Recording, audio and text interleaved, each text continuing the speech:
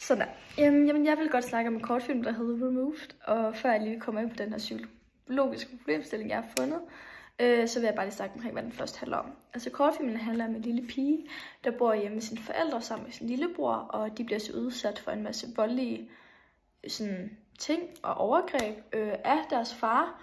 Han er voldelig over for moren og over for den lille pige, og det resulterer så også i, at den lille pige og hendes lillebror, de bliver adskilt og tvangsfjernet fra hjemmet. Hun kommer så hen i et nyt hjem, altså 2 forskellige nye hjem faktisk, men i det første nye hjem, der udviser hun meget voldelig adfærd, der resulterer i, at der er en anden familie, der tager hende til sig, hvor hun udviser samme voldelig adfærd, men hun ender faktisk med på nogle punkter sådan at skabe en tilknytning til den her nye omsorgsperson i det andet hjem. Og så ser vi så i slutningen af kortfilmen, at de så genforenes hende og hendes lillebror. Men jeg har fundet en psykologisk problemstilling, og den lyder, hvordan udtrykkes det, at den lille pige har været udsat for omsorgssvigt. Den form for omsorgssvigt, den lille pige, hun har været udsat for, det er jo altså den vanrøgte og den fysiske overgreb, i og med, at hun har skulle sørge for hendes lillebrors forskellige behov. Det betyder så også, at hun måske også har skulle sørge for, at hun selv har fået tøj på. Og så har vi også en fysisk overgreb, hvor vi så, at faren han smed rundt med hende, og at han var voldelig over for moren. Men så har man jo prøvet at lave om på den her omsorgssvigt ved at flytte den lille pige til et andet miljø. Og her har vi så tydeligt kunne se de forskellige reaktioner, hun har haft på den omsorgssvigt igennem hendes handlinger. I den forbindelse vil jeg komme ind på en af reaktionerne på omsorgssvigt, som hedder kontaktforstyrrelser, og også lidt på den destruktive. Så vil jeg snakke omkring John Bowlbys tilknytningsteori og den tilknytningstypes, den her lille pige er i forhold til Mary Ainsworths som tilknytningstyper, som hun snakker om. Først og fremmest så kan vi se, at hun har den her reaktion på omsorgssvigt, der hedder kontaktforstyrrelser. Og det er egentlig der, hvor man har den her meget utryg og usund sådan relation og tilknytning til sin omsorgsperson, hvor man egentlig har svært ved at skabe en tilknytning. Og man er enten meget sådan omklamrende og vil hele tiden være sammen med en omsorgsperson, eller sammen med andre, eller så har man en meget sådan kold og afvisende adfærd. Og i casen, så kan vi jo se, at den lille pige, hun har en meget kold og afvisende adfærd over for nye omsorgspersoner, fordi hun ikke rigtig har oplevet en sund og tryg tilknytning. Hun har aldrig haft en tilknytning, der har gavnet hende godt til hendes omsorgspersoner. Og hertil så vil jeg komme ind på John Bowlbys teori, fordi at den lille pige, hun ender jo med at tilknytte sig til en ny omsorgsperson. Og det tager bare længere tid.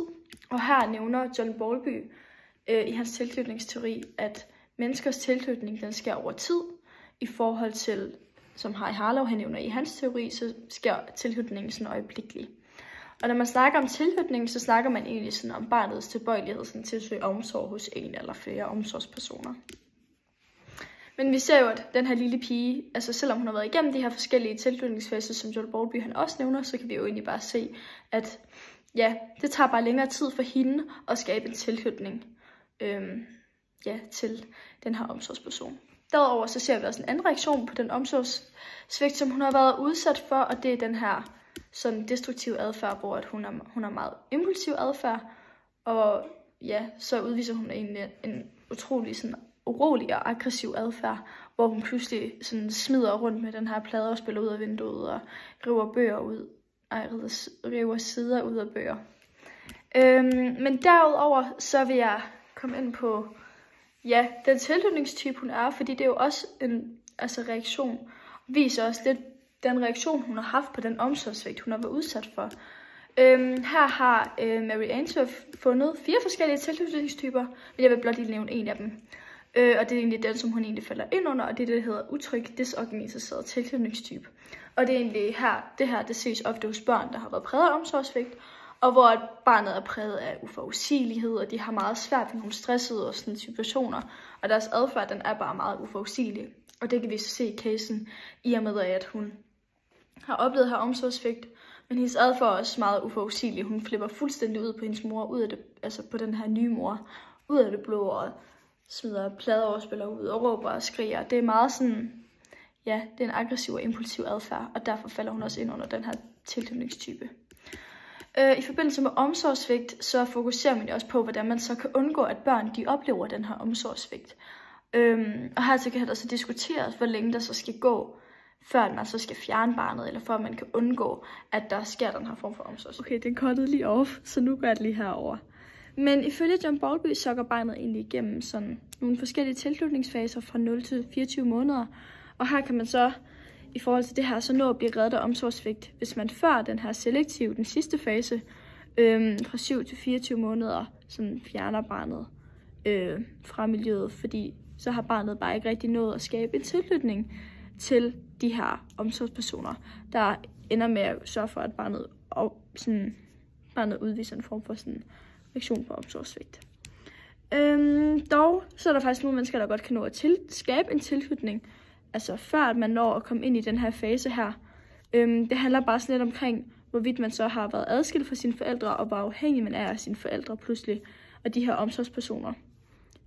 Ja, så kan man jo bare sige, at så skal barnet jo bare flyttes før.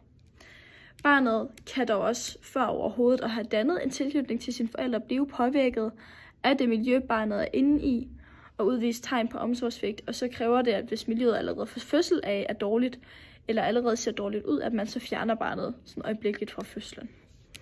Men derudover er det egentlig også bare lidt vigtigt at bemærke, at det ikke kun er ens forældre, der kan være ens omsorgspersoner, og det er heller ikke kun de første 2 år i ens liv, at man danner en tilknytning til sine omsorgspersoner, men det er faktisk noget, man gør igennem hele livet. Og derved kan man så også blive udsat for omsorgssvigt igennem hele ens liv, og derfor er det også lidt svært at sige, hvornår man så kan redde et barn. Og hermed kan man også godt sige, at ud over hjemmet, så er der også andre faktorer, der spiller ind over, altså hvor man så kan opleve omsorgssvigt, og det kan fx også godt være i det sociale. Her kan vi også godt komme lidt ind på socialpsykologien, der sådan lidt undersøger, hvordan mennesker sådan påvirkes af samspillet i de grupper, de indgår i, og især også de sociale sammenhæng, de indgår i. Socialpsykologien kommer også godt meget ind på, at børn de bliver påvirket af dem, de er sammen med. Så hvis børn de har skabt en tilknytning til en person, så bliver det også påvirket af den her person.